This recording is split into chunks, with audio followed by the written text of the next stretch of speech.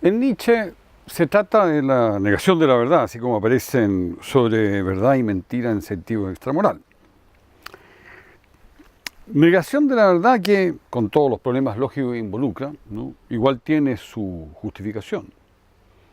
Porque en lo fundamental Nietzsche advierte como esa búsqueda obsesa, ¿no?, obcecada hasta cierto punto de la verdad, ¿no?, diríamos del animal racional, ¿no?, nos puede hacer sucumbir, ¿no? En contraste con ello, vaya, el Homo sapiens, las culturas ancestrales se mueven más bien en un mundo de imágenes, de impresiones, de apariencias, ¿no?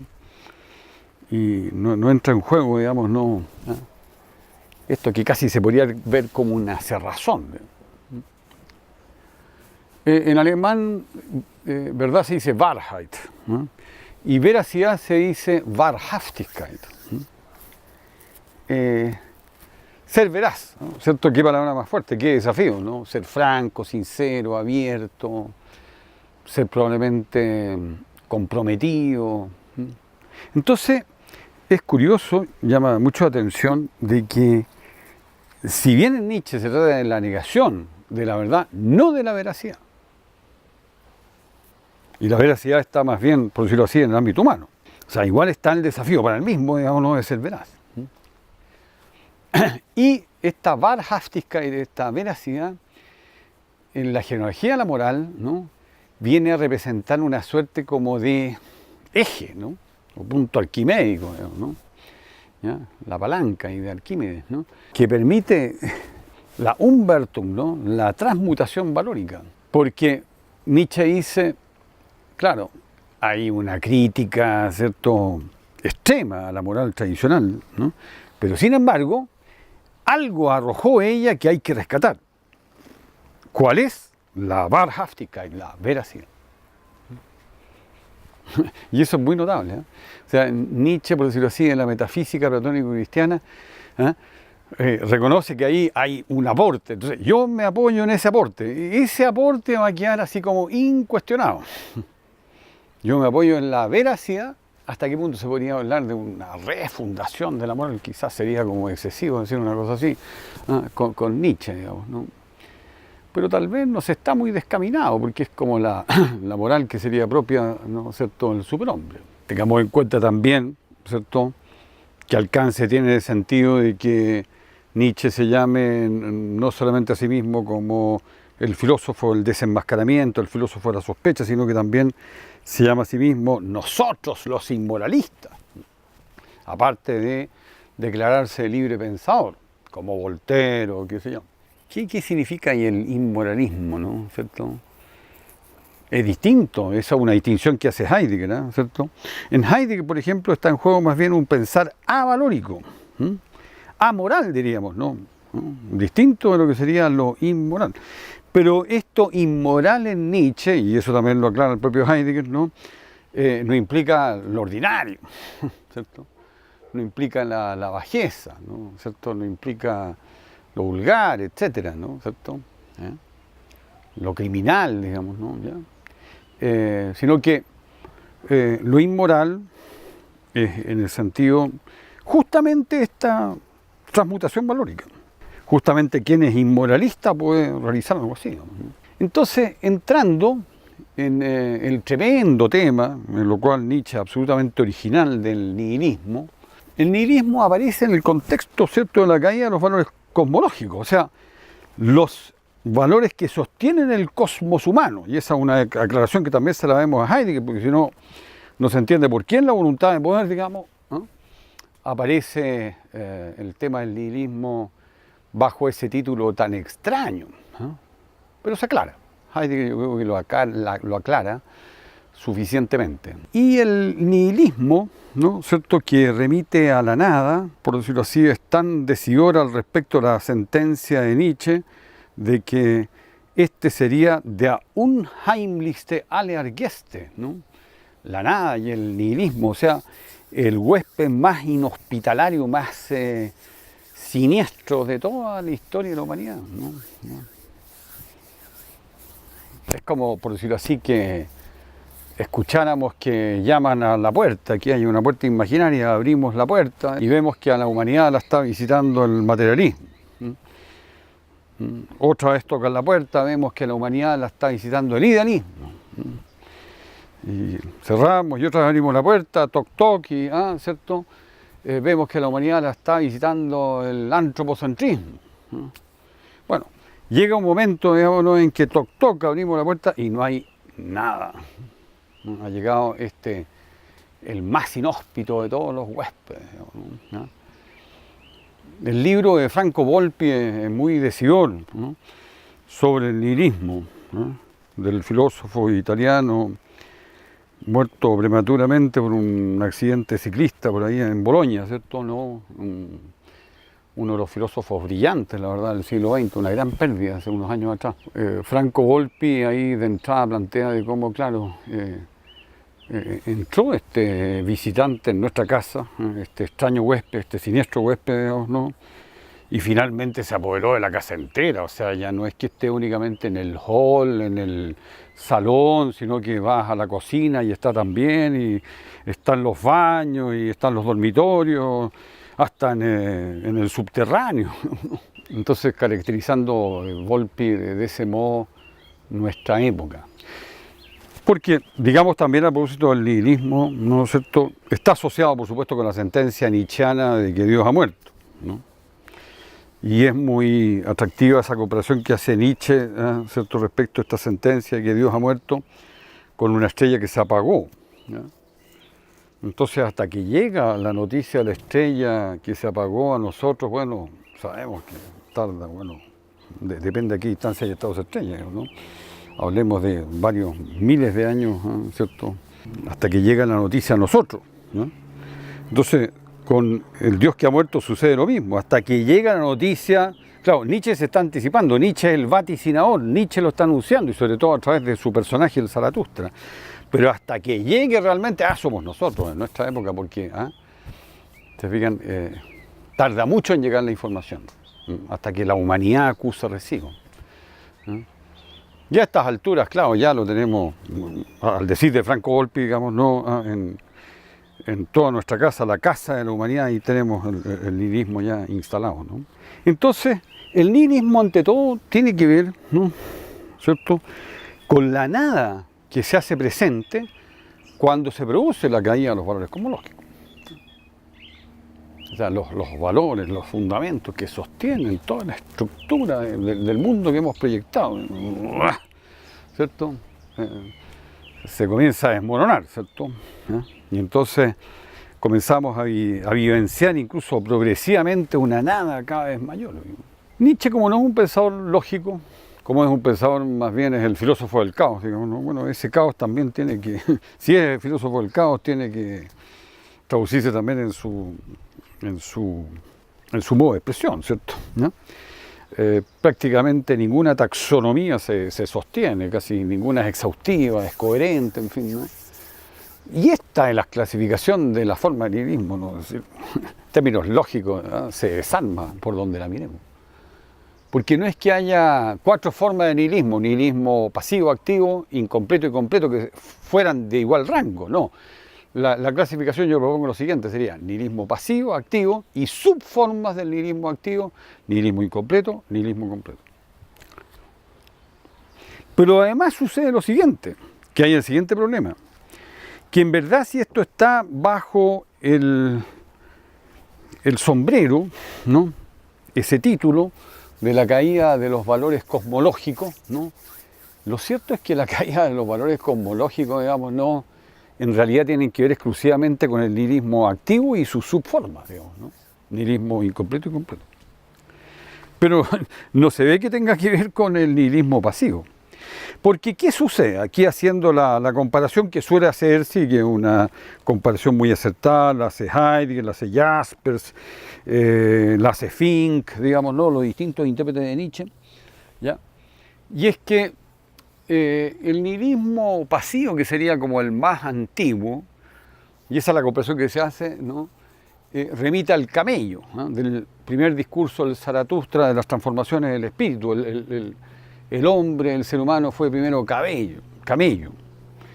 Y camello que lleva sobre sus jorobas, va a decir irónicamente Nietzsche, las Interwelt, ¿no?, el transmundo, ¿no?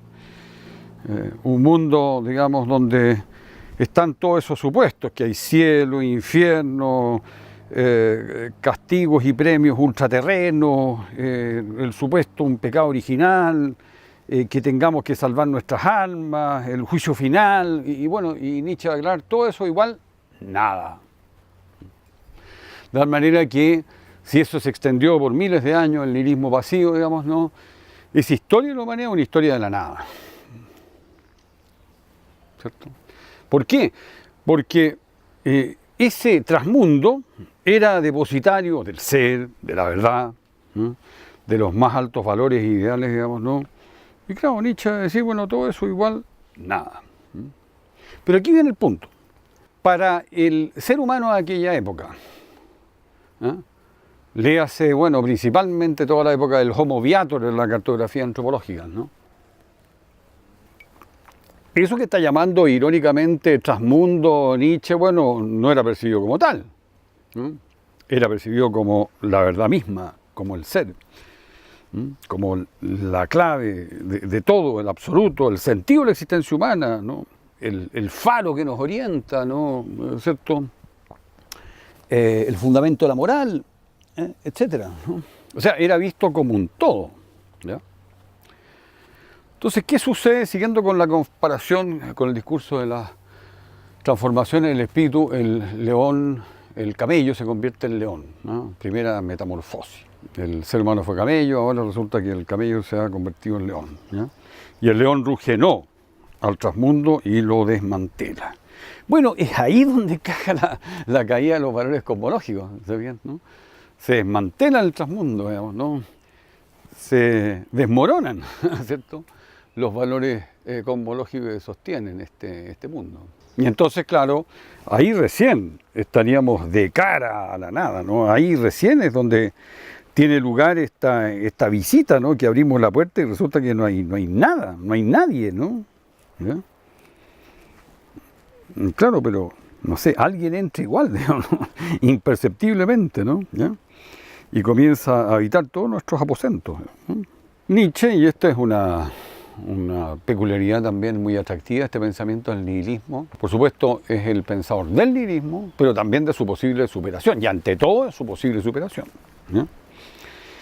Yo diría que esta superación, ¿no?, ante todo tiene, por decirlo así, como una base homeopática, ¿no? Similia similibus curantur, lo semejante se cura con lo semejante. Pensemos, por ejemplo, en situaciones amorosas, ¿no? Un quiebre amoroso. Ella lo abandonó y él quedó, qué sé yo, hecho polvo, hecho trizas, ahí despedazado, ¿no? ¿Cómo sale de la situación? Odiándola, no llamándola nunca más, apartándose de todo lugar donde ella circule. Puede ser, pero la verdad es que lo más convincente es que se cure aquello viéndola, conversando con ella, estando con ella. A lo mejor no demasiado, pero ¿está bien? O sea, lo semejante que se está curando con lo semejante. ¿Está bien? Bueno, el nihilismo se cura con el nihilismo. ¿Cómo es eso? Eso es lo que correspondería en una de las fases, ¿cierto? La última del nihilismo activo, al nihilismo completo. O sea, el nihilismo completo implica, por decirlo así, pasar por el infierno, atravesar el infierno, lo peor, ¿no? ¿No? Y entonces lo podrá superar, ¿no? ¿Y quién representa por sobre todo esa superación? Es el Übermensch, ¿cierto? El superhombre, ¿no? Pero eso lo tendremos que ir afinando todavía, digamos, ¿no? Lo cierto es que los planteamientos de Nietzsche son tan relevantes en la cartografía antropológica, bien vale la pena dedicarle todavía otro capítulo adicional, digamos, y ahí tendremos que abordar esa cuestión. Pero de momento, ya estamos en la figura del león, ¿cierto? El león ha desmantelado el transmundo y recién entonces al ser humano se le hace presente la nada, la tiene que enfrentar. Entonces, ¿cómo se hace cargo de ello? Cuando en verdad no hay nada allí, ¿no? ¿Cómo enfrenta a este huésped tan extraño, tan siniestro, ¿no? ¿No? Entonces, ahí viene el nihilismo incompleto. El nihilismo incompleto, ¿cierto?, implica apoyarse en soportes, en sustentos, en subterfugios, en ciertas figuras, digamos, no ya prometedoras, ¿no? ¿Ya? Apoyarse en unos salvavidas, digamos, ¿no?, que serían la razón, la libertad, la conciencia, el progreso y los negocios. Agrega otras más, pero no interesa, ¿no? Vaya la capacidad detectora, como un detective, ¿cierto?, que Nietzsche como detective, que tiene Nietzsche, ¿no?, ¿cierto? El detective, ¿cierto? No olvidamos que ese es el sentido de la palabra, es el que detecta. Entonces, aquí de detectar, ¿no?, ¿cierto?, ¿qué es lo más relevante en la modernidad? Justamente todo ese quíntuple conjunto, ¿no? La modernidad, digamos, ¿no?, ¿cierto?, con su marca racional, antropocéntrica, cartesiano, kantiano, hegeliana, digamos, ¿cierto? Bueno, y se continúa a través del desarrollo de la ciencia y la tecnología, ¿ya? La modernidad como un proceso libertario, liberarse de todo tipo de cadenas, de opresión, de la autoridad, ¿cierto? Ante todo de la iglesia, ¿no?, ¿cierto?, que sea en el terreno político, ¿no?, ¿cierto?, liberarse de la monarquía, que sería origen divino, en el terreno moral, una moral autonómica como es la propuesta kantiana, en el terreno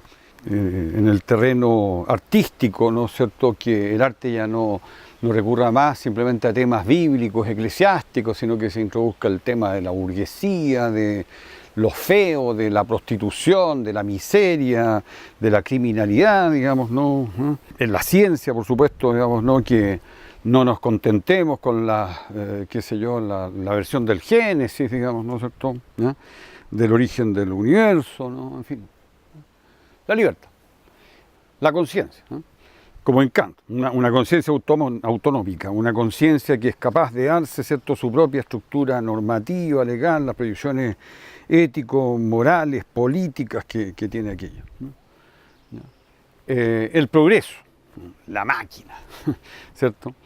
La máquina como un fenómeno, ¿cierto?, de la modernidad, una modernidad maquínica, digamos, ¿no?, ¿cierto? ¿No? Y cómo eso se va desarrollando así de forma espectacular, digamos, ¿no? Y sobre todo a través del conocimiento científico que se va aplicando en técnicas y tecnologías, ¿no? Y los negocios, ¿no?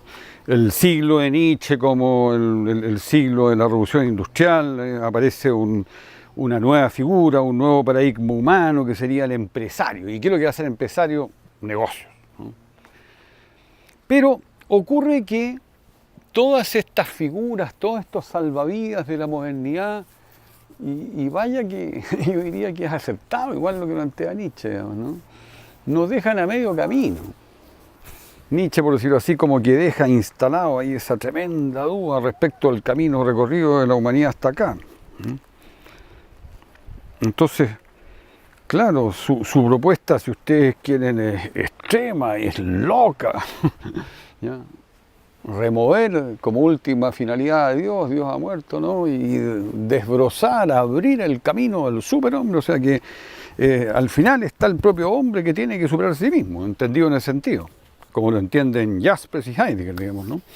¿Ya? Que son versiones distintas que ya analizamos porque son muy atractivas, digamos, ¿no?, y muy convincentes. ¿Cómo entender esa figura del superhombre, ¿no? ¿Ya? Entonces, bueno, ese es el nihilismo incompleto, o sea, un nihilismo que declara su insuficiencia, digamos, ¿no? Por eso el nombre. Un nihilismo, digamos, ¿no?, que como subforma del nihilismo activo está de cara a la nada, y entonces, ¿cómo se hace cargo de aquella situación?